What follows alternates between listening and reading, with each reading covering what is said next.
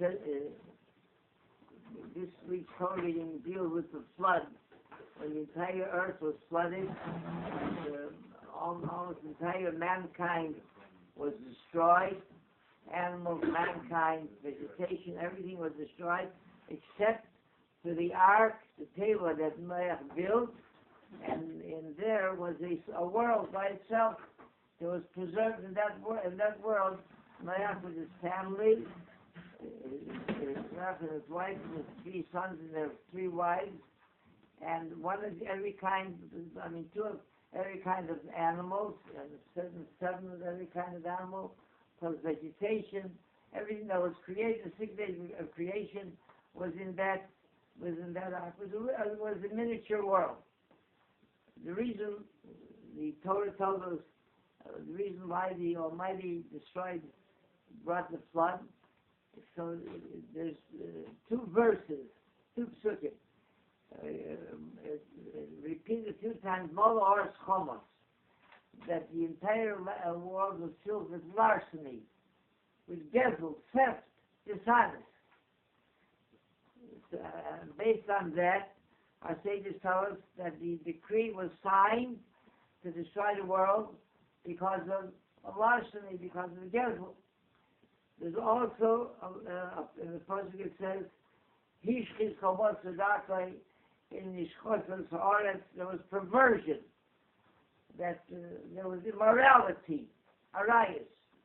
Based on that, our sages say, also his opinion, that it was destroyed because of the immorality, arayos. Which one was it? It's a contradiction. Was it because of Mars Chomos, or in Nishchosa? Was it because of arayos, because of perversion, or immorality, unfaithfulness, or was it because of one of the commentaries from Eimer, he says, actually, both are one. Why? He says, being that there was immorality and there was unfaithfulness, there were illegitimate children, mamzerim. And when it came time to inherit, so the illegitimate children who that was not their father, so they took from the inheritance unlawfully. They were stealing, they were taking money from those children that this was their father. If they would say a family had 6 sons, and 3 of them were not from this father. His wife had a lover or something, she was unfaithful. So they came along and stuck their hand out when it came time to divide the inheritance. So they stole. So the immorality led to larceny, to stealing. Question is, these illegitimate children, why should they be destroyed? Were they aware that they're taking money that doesn't belong to them? But their mother committed a sin. Mother was unfaithful, and this was not from their father. So how are they to blame? They're innocent. There's a very interesting Gemara in Bava Basra. Gemara tells the following story. A mother was reprimanding her daughter. She said, it's public knowledge how you act so indecently. Your morality, your conduct, your preachers is public knowledge. You want to conduct yourself that way, but use discretion. You can do it without being public knowledge. Learn, take an example from me. So, you have 10 brothers.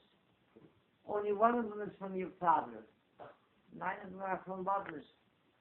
The Talmud says the father overheard this, and he sat down and made out a will, a tzavoy, that his inheritance, his assets, should go to the one that's his actual legitimate child.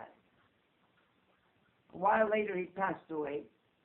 He opened up the will, and they had no idea how do you determine who is the legitimate child. So they turned to one of the, what was known as a very wise sage at that time, their boon, Chacham Gadol. He said, what do we do? How can we determine who is the real father, real child, who is the legitimate real child? He said, all of the 10 sons should come equipped with a sword and gather at the father's grave. Each one should take the sword and plunge the sword into the grave, and the father will respond when the legitimate son plunges the sword into the grave. The father will respond, that's my son. They all gathered by the grave.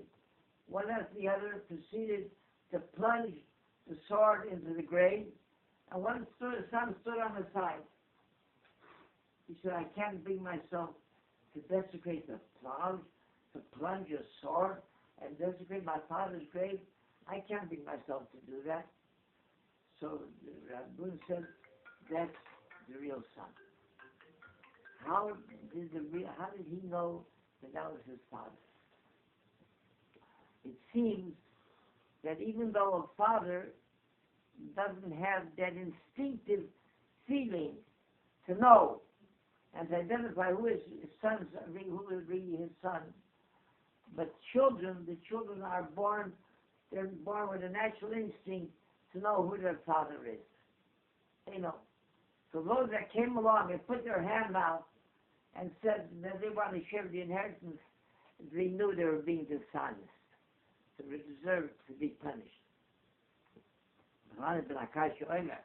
Let's talk about it.